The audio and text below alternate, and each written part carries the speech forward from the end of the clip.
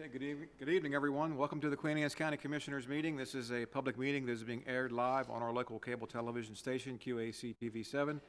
These media broadcasts provide county citizens an opportunity to watch and review our scheduled public sessions. In addition to our live audience this evening, we are providing remote options for citizens to watch and participate in county commissioner meetings.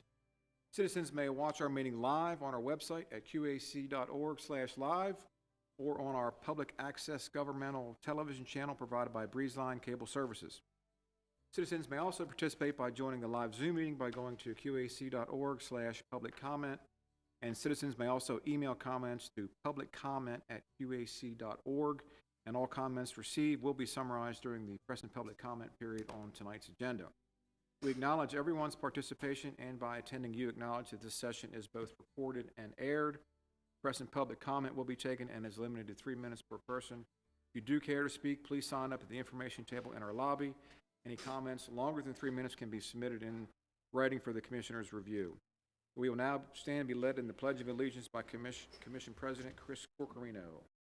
Pledge allegiance to the flag of the United States of America, to the republic for which it stands, one nation, under God, indivisible, with liberty and justice for all. You please remain standing a minute for Bill Seth, longtime resident of Queen Anne's County, former vice president at Chesapeake College, and he served on the Board of Election, I think, for almost 4 years.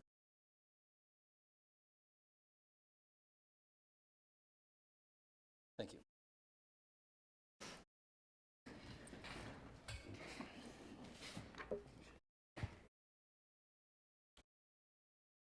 All right, Commissioners, that brings us to the approval of our agenda for today's meeting, July 22nd.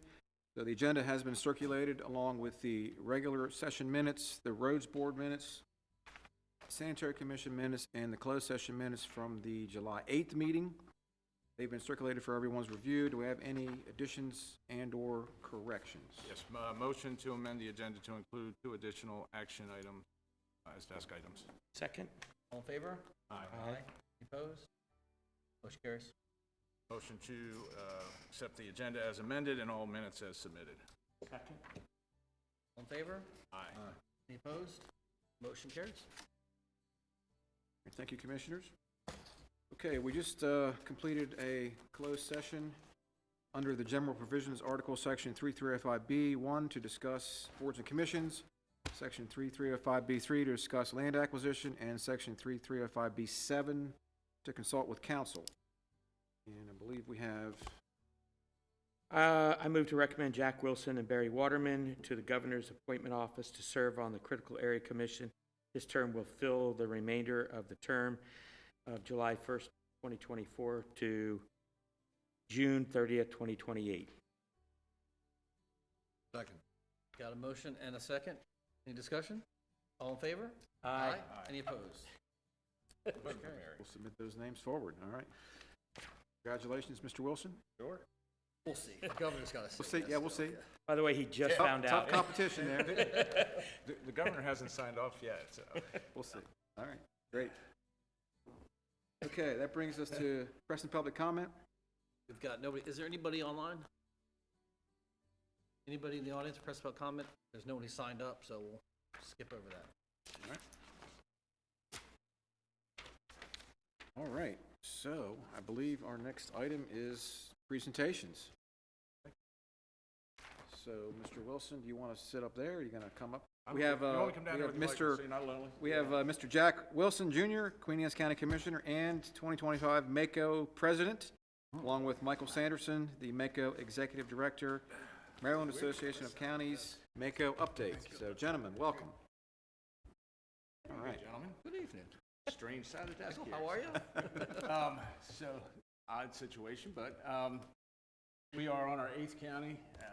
Have Michael Sanderson here, Executive Director of MACO, and obviously I'm President of MACO this year, so we are touring each and every council and commission and meeting with county executive state to discuss a lot of issues, but also to attend meetings where they request it. And this is what happens at Queen Anne's, has always done it as it during the meeting. So Michael is here, as I've said in most of the other introductions. He brings no good news from Annapolis this year, but he does do somewhat of a good job of lightening the blow of what we went and just experienced for 90 days from January to March. I call it the good, the bad, and the ugly.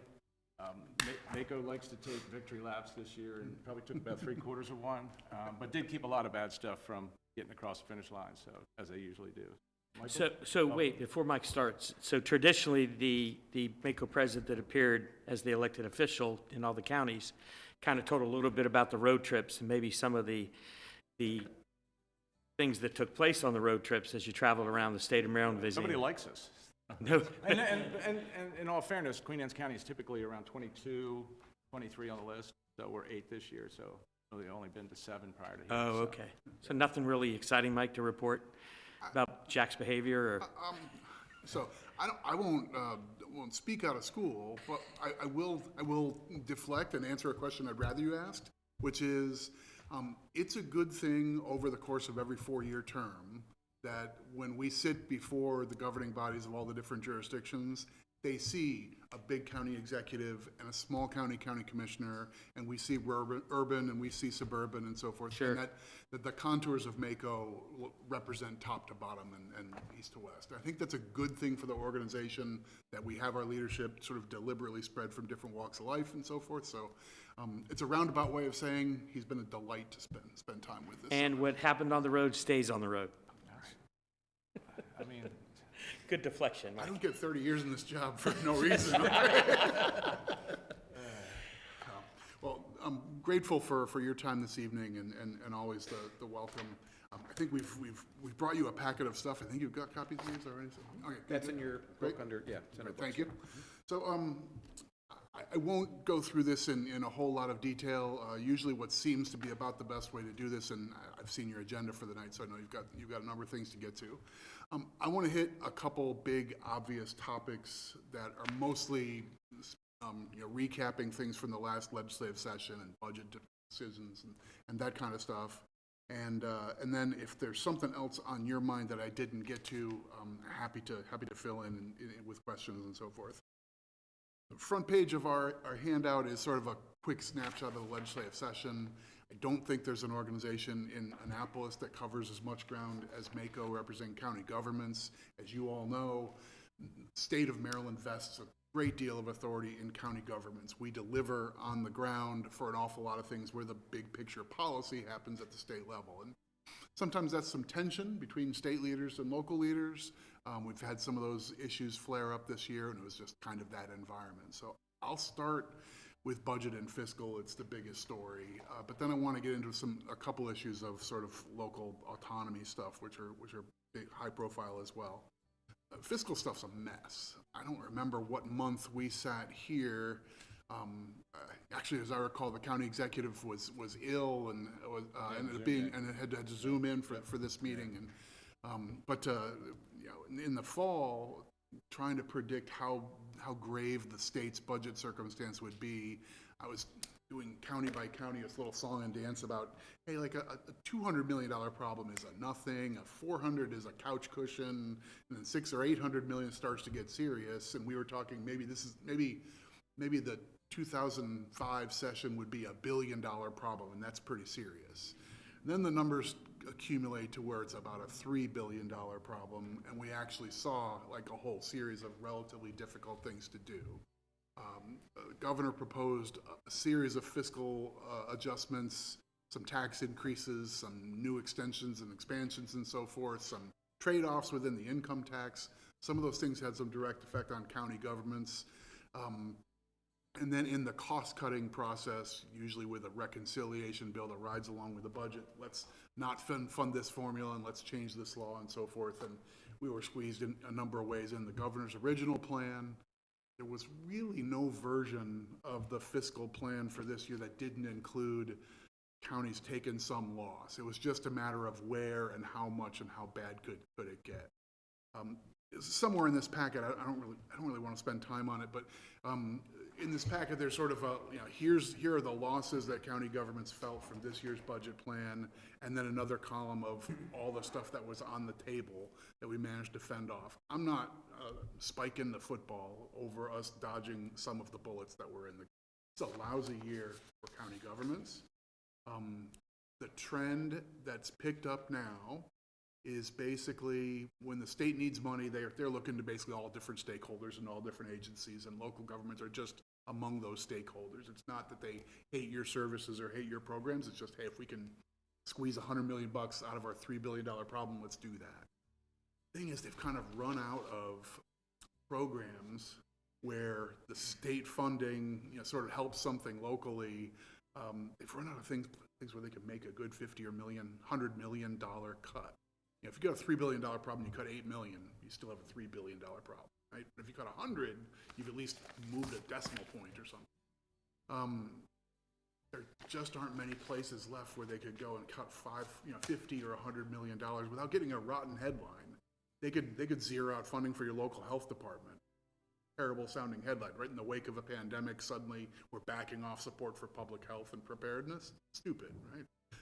You go down the list with local police aid. There's a variety of things like that. Program open space, land preservation, and other things like that.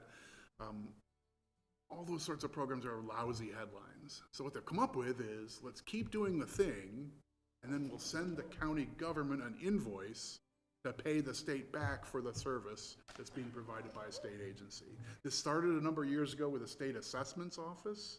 They go out and they value property, mostly for purposes of local property taxes. So there was a policy argument saying, well, the county should be paying for this. We've been paying for half of it. We've been paying for half of that cost for, I don't know, it's probably been about 10 years. This year they jumped that to 90% on the theory that property taxes are about 90% local and about 10% state, so we should eat our full share. Another $30 million.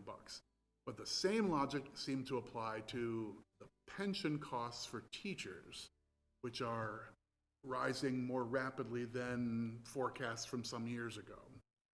Almost as if that was a surprise. That if we know how pension systems work, it's generally how many people do you have, how much are they making, what are they going to likely to retire with, and then what pension do they earn?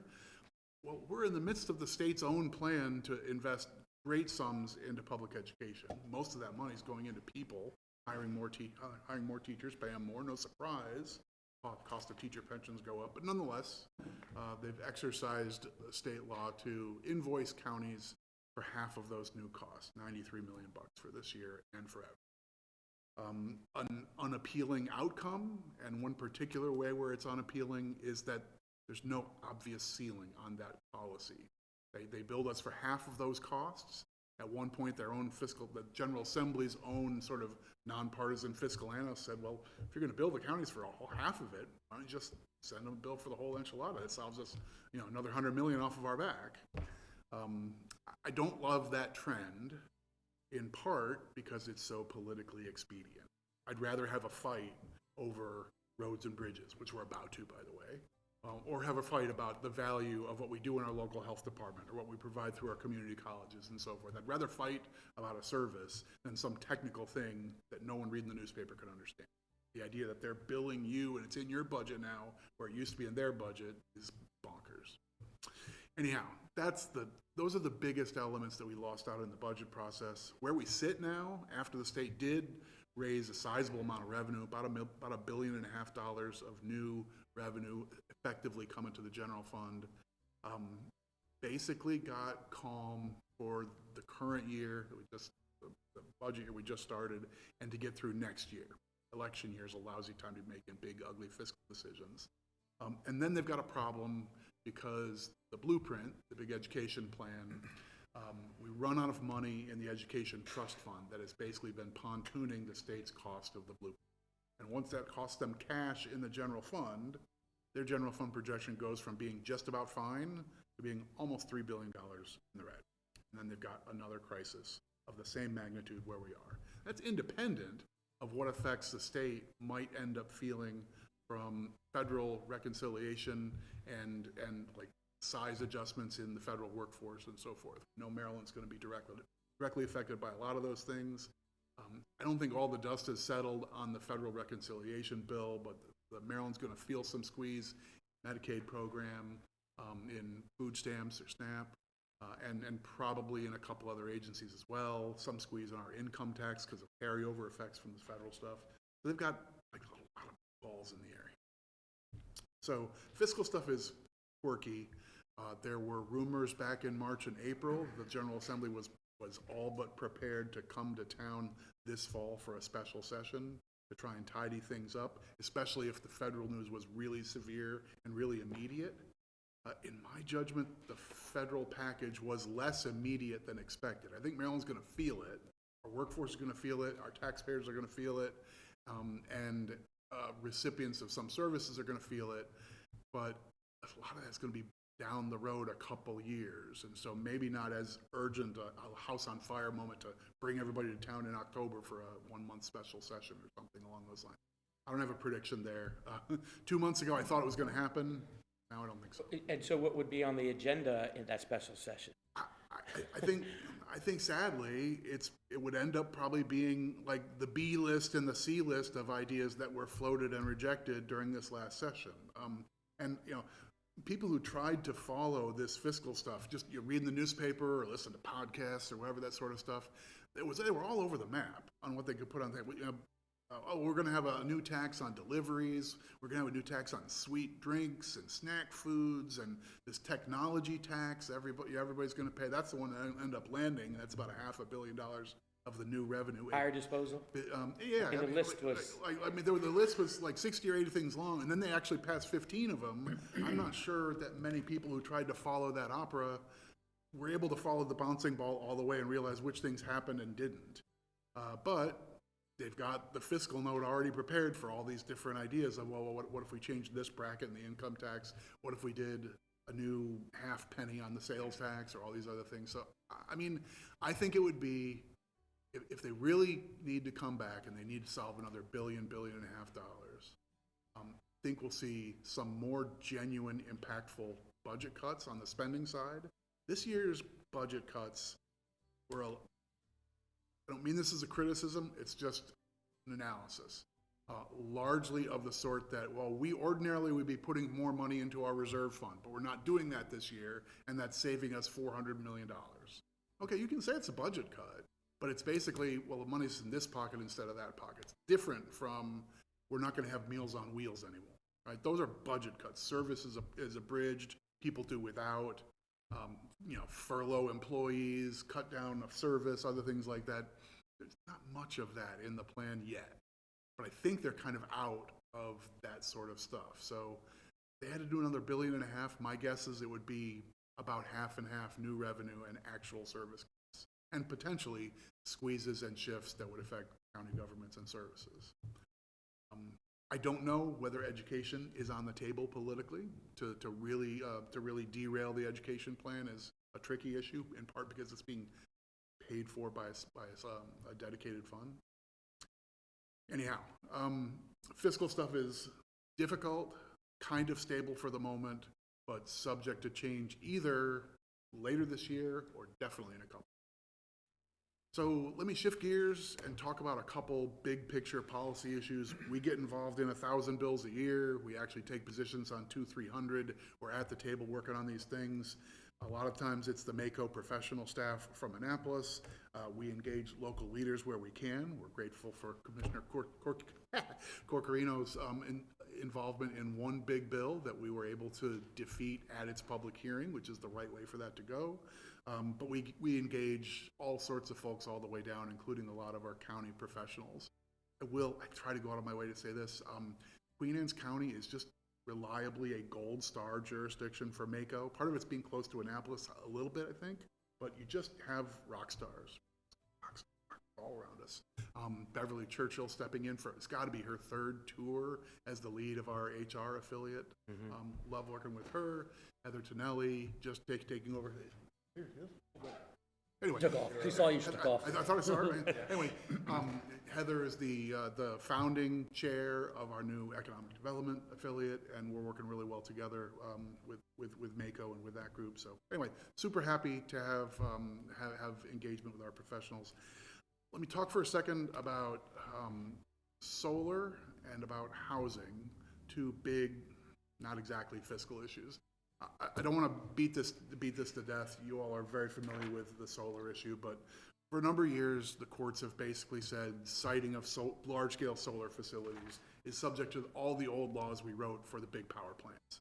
They didn't want NIMBYism to make it impossible to build a power plant, that we'd have brownouts, and so they basically they said, we're gonna build a nuclear plant, or we're gonna build a big, coal-burning plant. You can't let the community say, no, we don't want it here, so we need them, put them someplace. It'll be a state process. Now, every big solar facility goes through that process. You all have nice, low, approachable, and easy to plug in farmland that makes a really nice project to pencil out.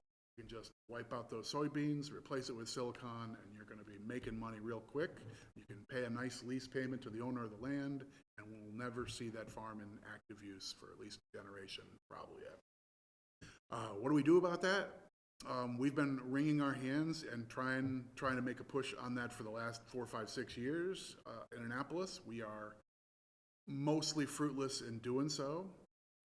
The big solar players have been trying to reduce what tiny bit of authority we still have had, the ability to say, hey, look, can we put this behind some shrubbery? Can we put it 100 feet off the road? Other things like that. And we kind of came to a head with big legislation this year that did lots and lots of stuff, but several things changing the parameters on where solar can go. I saw on your agenda, you're going to be talking about your local ordinance here, and your local plan to do this. Queen Anne's and Amy personally very directly involved as a beneficial example for how a jurisdiction who's got these pressures can try under the authority we've had to do the right thing. But we come away with a mixed bag. A lot of us would have liked to see a lot more clear authority rested in local governments. Not much of that really happened.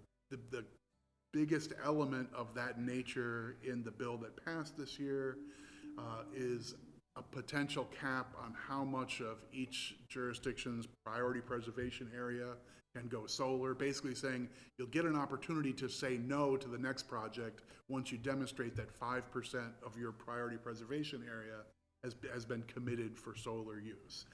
I don't know who the first jurisdiction is going to be to reach that 5% number. It's going to be on the Eastern Shore, almost certainly. That's where the biggest push has been. That's where the cheap, flat, low-lying land is. No surprise, we already knew that. But at some point, we might actually see some jurisdictions say, okay, you've actually done enough. You mapped out that PPA, and now we verify that you've reached 5%. Okay, you get to say no to the next project if it doesn't fit with your local plan or your local maps and so forth. We didn't have that authority before. It's a small step in the right direction, not a big step. A lot of folks furious about this bill. I know there was an effort to pass petitions and try and put it on the ballot. That fell short, so it won't be on the ballot this fall. It's an issue where we have never gotten the traction that I wish we had.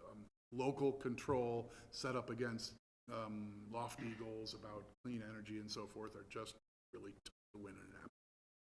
So I don't think that issue is over. We probably need to tidy up the bill that passed this year. What typically happens with these giant, 75-page bills is they make 20 things get thrown in the last minute, need to get tidied up and cleaned up. The definition of that priority preservation area is not well written in the bill. Probably need a new bill to fix 10 or 20 things in there, and it'd be better if we were part of a stakeholder coalition rather than going it alone. Anticipate some more work on that, whether it's a high-profile effort or just sweep up. I'll be brief on housing, in part because the big housing bill this year failed. But the debate in Annapolis on housing generally, we're short on housing units for reasonable metrics of how many people we have here and how many people ought to be coming to our area, over a window of time. I've seen 80,000, I've seen 120,000, I've seen 140,000, but it's a pretty big number of housing units that we're nominally short of. There's a lot of factors behind that. Some of them are well outside the realm of a member of the state legislature, so they focus on the ones that might be in the realm of a member of the state legislature, like smack around local governments for dumb processing and permitting and zoning. We are taking we're taking a lot of slings and arrows about local approvals being the problem why an affordable housing project here or there never happened. A lot of those are because the financing went upside down. A lot of those are because the interest rates spiked a few years ago. But nonetheless, there's still going to be an ongoing debate about those sorts of things. I don't know what that's going to look like, but I think this year, no bill passing was the exception. And I anticipate next year we'll be back in that same venue, having a lot of those same discussions, and probably we'll come out with a bill that'll be another, well, here's what happened. So next year, you can look forward to more talk about housing, I imagine. So this is all glorious. This is the good stuff, right? This is the good, bad, and the ugly. This has been really, really positive, really, reflecting all the good news. So I will mention school funding with the blueprint. I've mentioned it from the state's point of view. There's a couple particular turns here. The governor came to the MACO conference in December and said, I think we need to have the school funding program on the table. He announced an idea saying, hey, one element here was what we call collaborative time. Give teachers more time out of the classroom so they can work on curriculum and professional development and so forth. And by doing that, it'll make the teacher profession more attractive and that sort of stuff. Good, noble goals. But he said, hey, when we can't even fill the teacher jobs we have today, why would we commit to this, which obviously will require hiring a lot more teachers so each one can have more off time. I thought there was good logic to that. The idea fizzled immediately in the Maryland House of Delegates. It then got revived by the Maryland Senate and then passed in part by the compromise with all the players on the budget and the taxes and the education stuff and a whole variety of different things. They also had a big come to Jesus moment on all these different things. So we end up with a 2-year pause on the collaborative time idea, but actually a 3-year pause on the requirement that the schools actually engage that stuff. So it'll be a little slowdown in funding, not this year, but starting next year and the following. It's a crack in the armor. After watching the House of Delegates hearing, I was convinced nothing could possibly pass. That there just was no way, it was impenetrable. It's the blueprint, it's perfect, this is what we're doing. Came out of there by saying, okay, it's not perfect, we gotta tidy this up. Maybe there is an opportunity for a more genuine discussion about the policy and so forth behind it. I don't think there's nowhere near a consensus in Annapolis that the blueprint's a bad idea or the numbers are wrong or anything along those lines. But there maybe there's a light at the end of the tunnel that there could be a real conversation. The most encouraging thing that's happened on that front is down the road in Carroll County, their schools made an appeal to the oversight board, the AIB, Accountability and Implementation Board, saying for us to do everything we have to under the blueprint this year will require us moving so many resources from these schools to those schools, we're going to end up having to lay off 100 teachers, and we're going to have 40 students per classroom in the remaining schools. And the idea that the money has to follow, like all these programmatic dollars for these kids and for these programs, has to really make it to those kids in those programs in the main, is a new wrinkle. The schools are trying to make a pitch that they've gone too far. They got a 2-year waiver on some of those implementation pieces from the very team that's been brought in to make sure everybody's being faithful to the blueprint. So that was a reality check that I think it's really significant. The easiest thing for the oversight people to do is say, this is the right plan, go do it. Instead, they said, you made your case. We still want you to be moving in that direction, but we get the math doesn't math. So take 2 years and let's see where we are. So we'll see what happens with the General Assembly. The likelihood of them taking the foot off the gas in a large way this next legislative session or two seems relatively remote to me. But if that story from Carroll becomes a reality in 3 more counties and then in 7 more counties, it may require someone to run a new tape. That said, at Commissioner Wilson's urging, I'll try and pepper with a mild positive. try and find something, right? We make these presentations. Good, I haven't heard this yet. This is new, but, oh. You have, no, it's not true. new, I do know it's what just you're tiny. End on a high note like this, yeah. It's so, the gloomy faces, a little thing, and this is, I mean, it's not a happy story, but the ending is the right one. We always come and present, okay, here's 3 or 4 big things. I'm not telling you about 200 bills. I mean, I've already talked too long tonight. So you don't want the 2.5-hour presentation. But if I had 2.5 hours about 4 or 5 years ago, I would have told you about a little bill that we worked on and got passed to say the state's not nimble enough when we have a small-scale emergency. They're pretty good when the whole Chesapeake Bay has a storm surge and 13 counties need a declaration of emergency. They haven't always been great when there's like a one-spot touchdown in La Plata of a tornado. That's not a statewide case for emergency, and without some of those official declarations, it's difficult to like get FEMA on the job and get everything moving really quickly. And that means our folks on the ground in emergency response can't start making promises because they don't know the checks are going to be there. We created a few years ago it's like a $5 million revolving fund to basically say when there's a small scale emergency, the Maryland Department of Emergency Management should be able to go quick right to the site. And that sat for a couple of years without being needed, but when Allegheny County got hit with some terrible flooding, town of Westernport nearly wiped off the map. They were able to start turning around stuff in 24 hours, not 5, 6, 8 days. And that's a huge difference for business owners in that area who just needed, like, I just need to be able to replace the front, my front face of my building so I don't get completely watered over, that sort of thing. So small policy win that wouldn't have made the front page of that year's MACO discussion, but nice to see it came together exactly the right way, right when everybody needed it. So a nice little win on that front.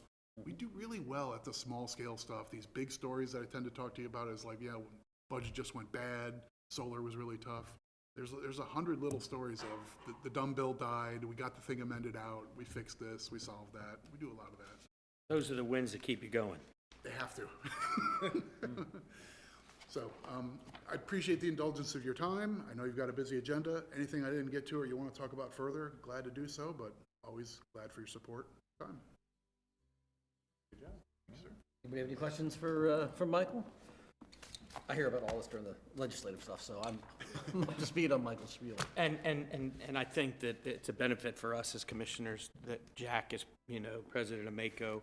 He keeps us in our round table portions of our meetings. He keeps us, up to date on what the issues are and some of the things that we need to be looking forward to in the future, good, bad, or indifferent. Yep. So we're very fortunate to have Jack on board with us.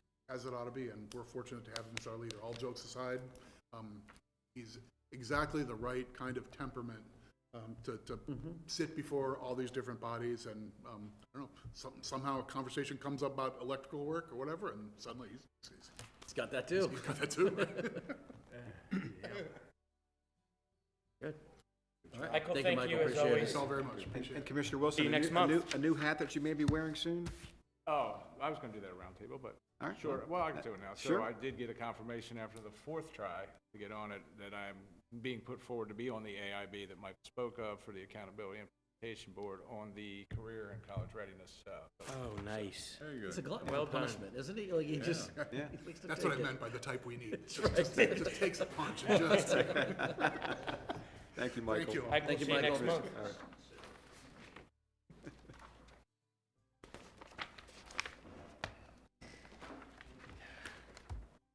All right, Commissioners, that is all we had for presentations this evening. Do you want to continue on? Yep. Yes, please. All right. So next we have 2 legislative items. So if you want to turn to tab number 7. First item is Resolution 2508.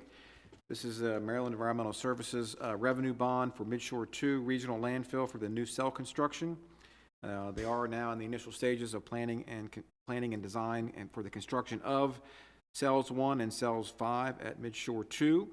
And to finance the design and construction, they are issuing tax-exempt revenue bonds later this year. So Queen Anne's County, along with the other 3 Midshore counties, entered into separate agreements and a restated MOU just recently to extend the term of the landfill in Caroline County to approximately 2042. So this resolution serves to provide acceptance by each Midshore County for this effort to construct, equipped, and operating these 2 new landfill cells at Midshore 2 Regional Landfill in Caroline County by MES for a maximum aggregate amount of $28 million. I move to execute Resolution 2508 for the issuance by the Maryland Environmental Services of its revenue bonds to fund costs of cell numbers 5 and cell number 1 of the Midshore 2 Regional Landfill, along with all related costs. Second. Do we do the amendment too, or there's an amendment? No, Commissioner, that's the next one. That's the next one, okay. Yes. There's a motion, a second, any discussion? All in favor? Aye. Aye. Any opposed? All right, thank you, Commissioners. All right, our next legislative item is item 2 on pages 7 through 20. This is the County Commissioner-sponsored ordinance 2510. This is emergency legislation for the solar bill, and we want to schedule a public hearing. And in addition to that, we do have an amendment to this ordinance that was circulated that may be introduced and voted on today if you choose to amend the ordinance and then schedule a public hearing. So this amendment aligns the contribution amount for the compensatory preservation contribution with methodology established in the code of the annotated article of Maryland Annotated Code, excuse me. So Amy's here, so she's been ingrained in this process for many months now, so maybe if you have any questions, you can ask her to address those on this.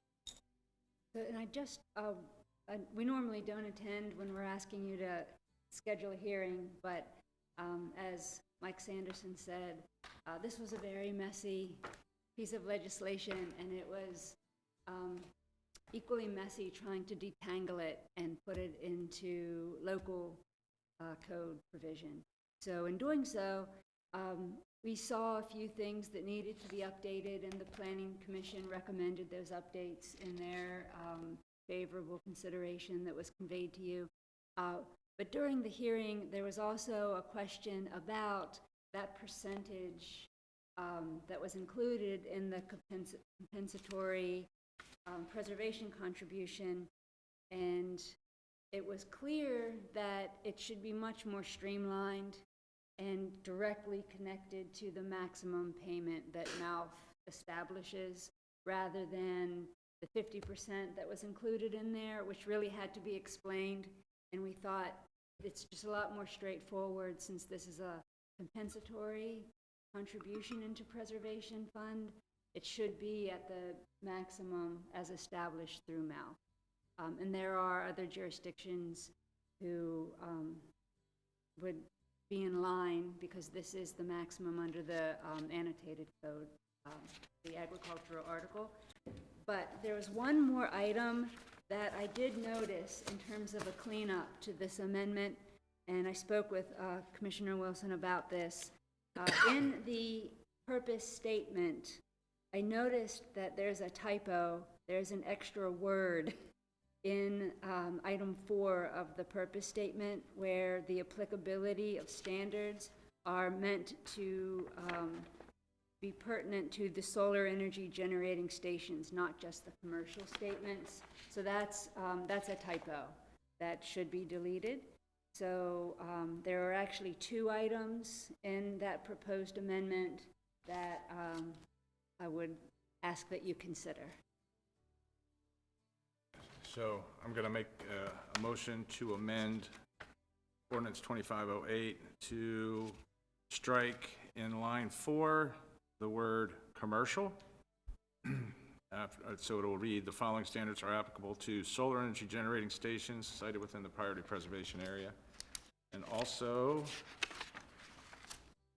in the compensatory preservation contribution, I'd like to amend it to the contribution will be based upon 75% of the fair market valuable appraisal in accordance with 2-511E.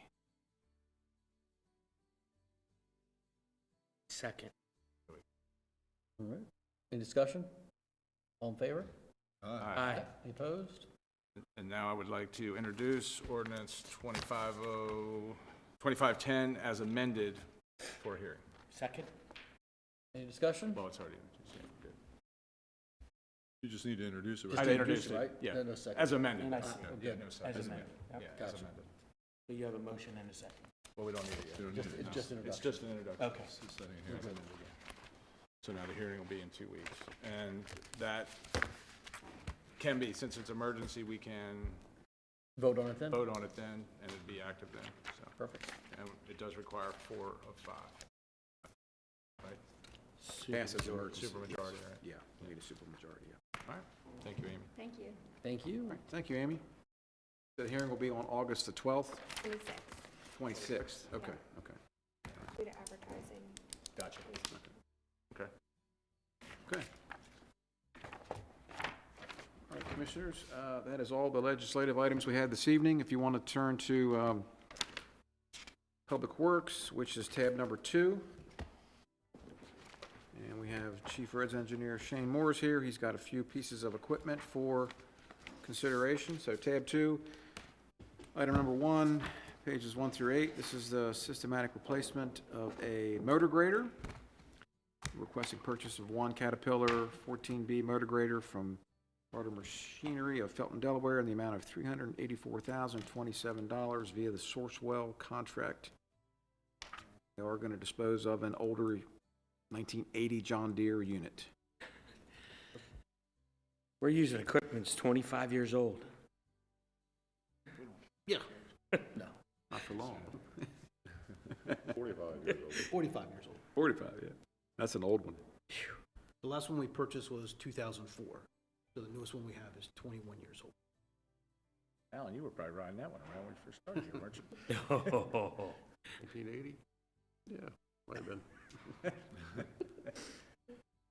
I move to purchase one Caterpillar 120 14B motor grader from Carter Machinery of Felton, Delaware, in the amount of $384,027 via the Sourcewell contract number 011723-CAT.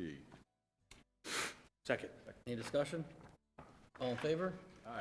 Aye. Any opposed? Carries. All right, thank you, Commissioners. Item 2 on pages 9 through 15 is the replacement of 2 tractor mowers, 2 John Deere 5105M utility tractors with Alamo mowers from Atlantic Tractor in Queen Anne, Maryland, $286,108.10, also via the Sourcewell pre-established government contract.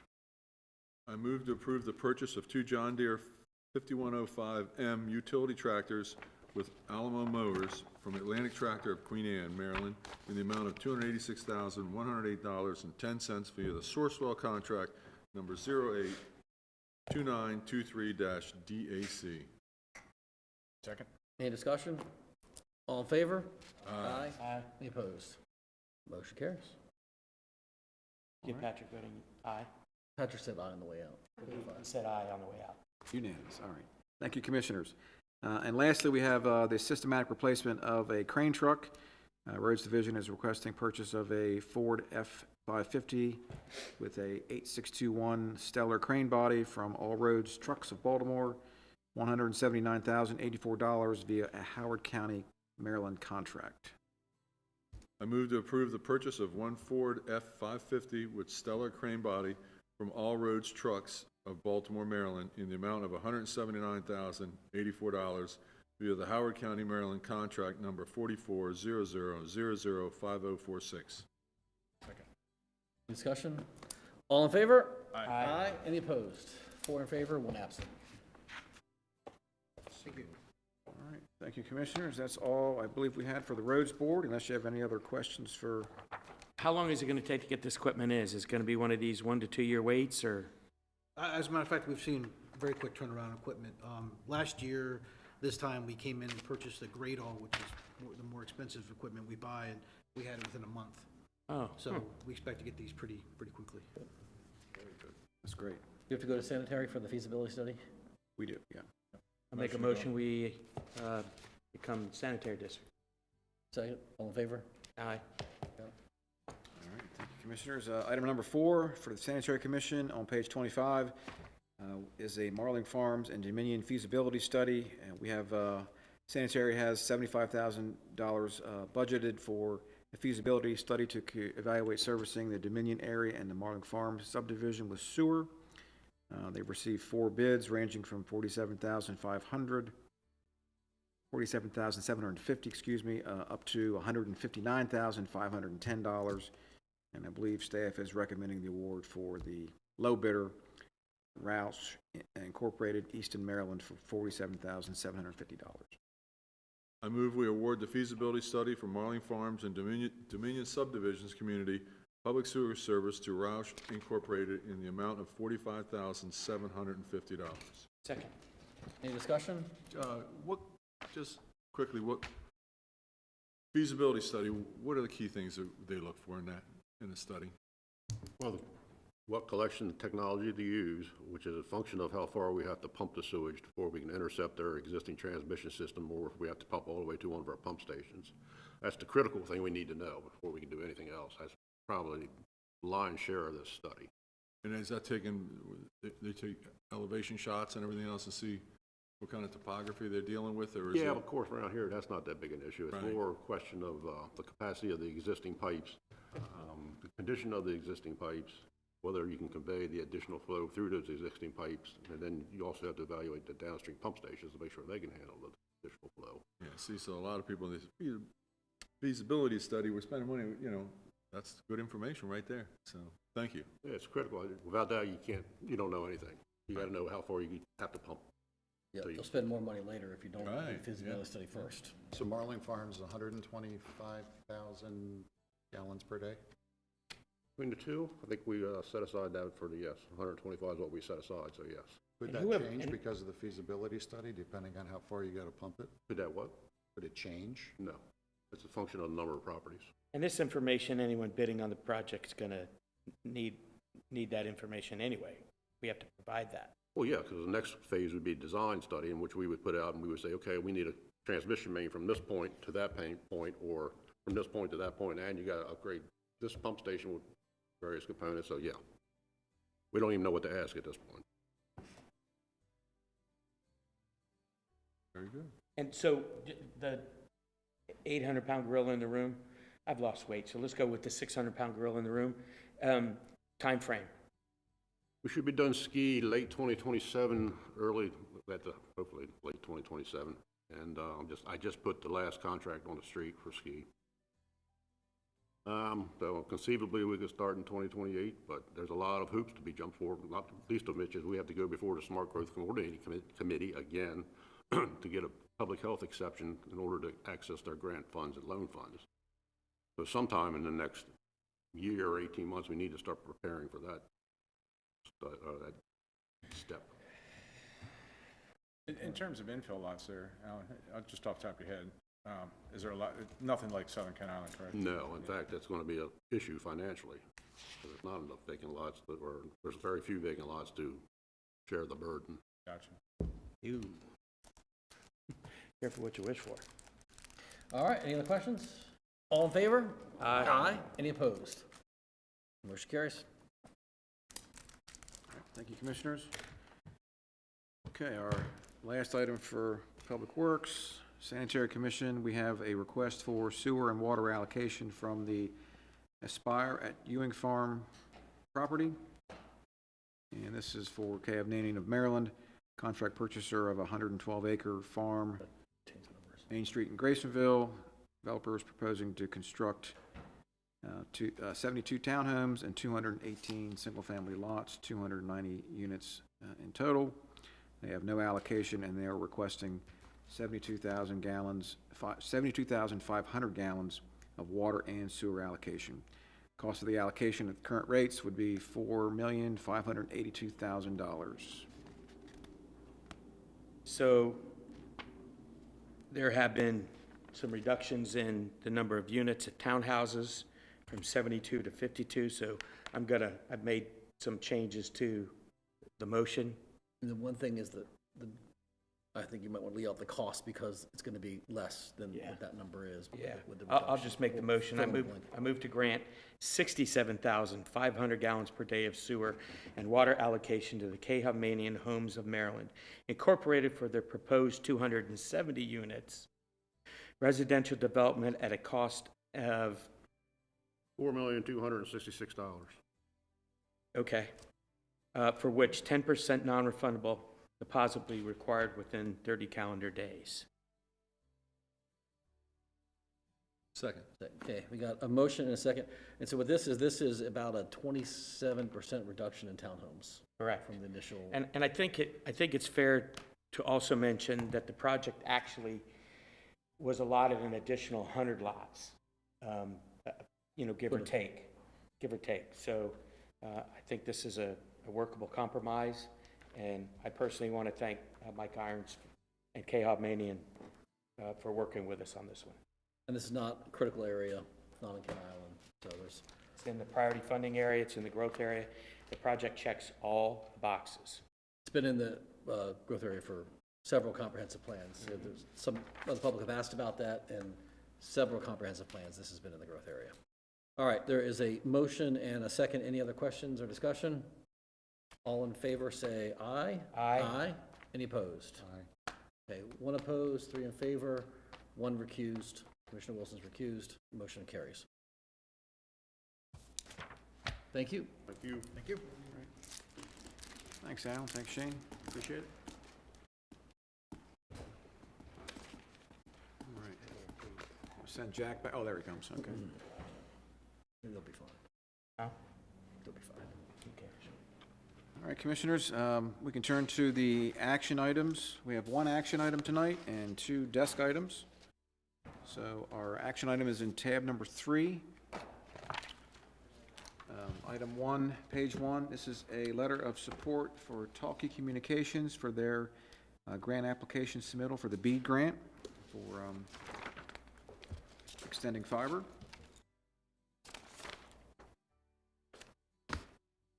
I move to execute the letter of support for Talkie Communications BEAD grant. Second. Any discussion? All in favor? Aye. Aye. Any opposed? Motion carries. So, next we have desk item number 1. This is for the assumption of the town of Sudlersville's USDA debt as a remaining condition to move forward with the assumption of the town's utilities debt. County must undertake the financial process of selling bonds to take on that additional debt. It's going to be about $5.2 million. This includes advertising, introduction of an ordinance, holding a public hearing, and calling for a decision by a formal vote. USDA obviously wants to move quickly with this, as do we, so we can close on the Barclay loan in August, and then we can then formally transfer all 4 utility loans and the assets by the end of September. So as such, an ordinance was prepared as an emergency bill, and the attached letter of engagement is with our bond counsel, McKenna, Shelton, and Henn, and Damian Mark will be assisting with providing all the necessary services to complete the process. So at this point, all we need is a motion to approve the letter of engagement and request execution of the letter by Commission President Corcorino, and we'll have the ordinance prepared and ready for introduction at the next meeting and a hearing on August 26th. I move to execute the letter of engagement with McKinnon, Shelton, and Henn LLP. Second. Any discussion? All in favor? Aye. Aye. Any opposed? Motion carries. All right, thank you, Commissioners. And the final desk item is a resolution to authorize the county administrator and myself to execute certain documents pertaining to the transfer of loans and obligations for Sudlersville Water and Sewer Utility. The 4 loans that they have are summarized in the draft memo.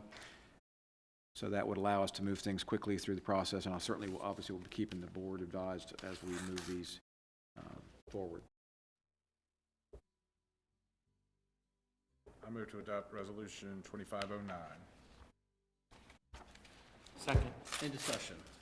All in favor? Aye. Any opposed? Motion carries. Okay, that's all we have, Commissioners, for your consideration tonight in action. We can go to press and public comment next. You got nobody? Round table? Patrick, you're up. I'm good. All right. Jim? Sure. Had the honor of going last Saturday to a birthday party for Alfreda Ryans. It was her 100th birthday party. Nice. And, it was at the John Wesley UMC church, and they know how to make a good lunch, and they definitely get involved, the place was packed, absolutely packed. And she sat through all of it. I said, the only encouraging words I could give her after I read her proclamation was the second 100 years always easier. So it was nice to get the invite, nice to go out there and do that. That was Saturday afternoon. And Saturday afternoon celebrated the birthday of my oldest grandchildren, the twins, and I left my wife there with 30 kids in the pool and under the age of 8, but those parents were there. And the reason I'm mentioning that is because Sunday evening, we had a 4-year-old, I believe he was 4-year-old, drowned down Bennett Point Road. But it's good news. A gentleman by the name of Ken Vineyard, a Green Beret, happened to be at the party, saw the child that was in distress, not moving, took him out of the pool, and got him back. Right about the same time our emergency services got there, they flew I think it was a little boy, flew him to the hospital, and he was talking on the way there. So, I mean, it was a huge win. That sounds And I'm just saying that, proclamation-worthy to me. yeah, I'm just saying that to the public. Be vigilant. We all have pools. Well, no, excuse me. We don't all have pools, but we all have shoreline, pools, number of ways to get in trouble with the little ones. So keep your eyes open. And, this story turned out good news, and that's great for all of us. And there were no backups for 2 weekends in a row. What I the didn't hell, say beautiful. Jack? I didn't say it 3 Nice times. going. Come on. Yeah. Well, I was going to say maybe it's, yeah, anyways. And that's Nobody all I wants to got. follow that mess. That's all I got. So I want to justify my absence at the last 2 commissioners' meetings, the last one in June and You weren't here? the first one in July. I had the opportunity to umpire at Cooperstown Dreams Park up in New York. It's a baseball facility that entertains 104 baseball teams every single week for 13 weeks. Teams from Canada, Hawaii, all over the continental United States. And it was just an amazing experience. And I wanted to thank my fellow commissioners for holding down the fort in my absence. That's all I have. All right, Jack? So Theo from the Cosby Show just died too. Drowned. Yep. Yesterday. And Ozzy. What's that now? Well, Ozzy died of natural cause, but Theo just drowned from the Cosby Show years ago. Malcolm Jamal Warner, the actor. Really? Yeah, drowned yesterday in Costa Rica, I think. So be vigilant. Yeah, Be it vigilant, was, yeah. they said it was a riptide that Yeah. took him out. Yeah. He Anyway. was a swimmer.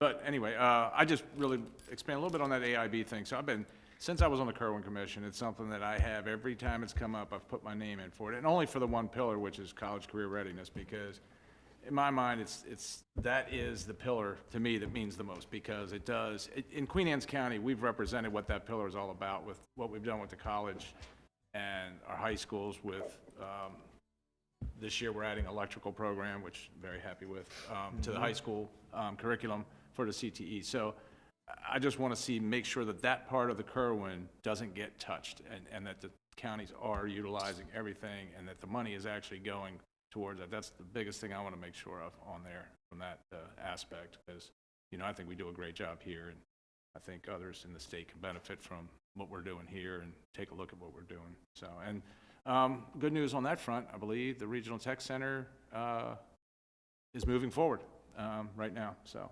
and there seems to be some level of confidence that there'll be funding there to start on it within 2 years, I guess, is what they're shooting for. So that's awesome news. Just more feathers in our cap out at the college for our youth, keep them here in Queen Anne's County, and get our own homegrown talent here. So that's all I got.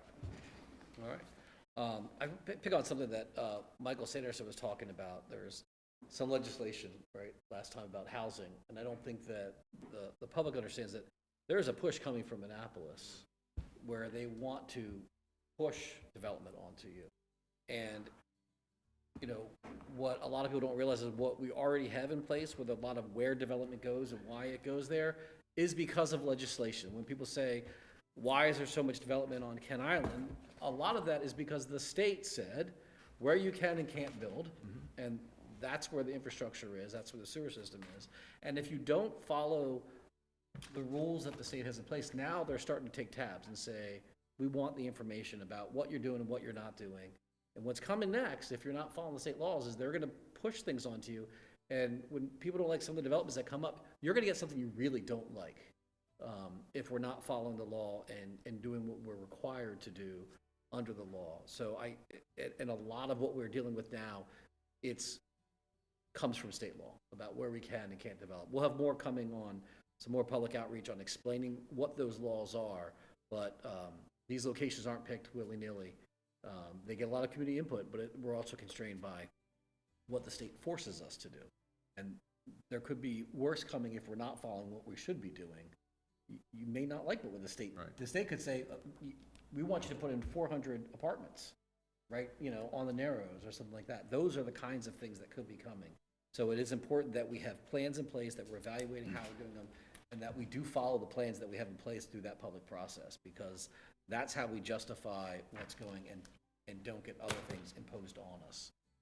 And to dovetail on that just a little bit is, so when Michael brought up the solar bill, that was an example of basically the state taking over zoning, local zoning. And that was the biggest fear as that bill worked its way through, was the fact that, okay, today it's solar siting, tomorrow, to your point, it's housing. Yeah. So if the state takes over what our housing, planning and zoning, our planning and zoning board will be, they'll do nothing. The state will come in and say, oh no, you can put up 100 condos there. You should have no problem with that, Queen Anne's County. And then we'll be forced to provide the infrastructure for those things, and it will, literally the county will lose all of its autonomy over time if we keep letting them peck away at it.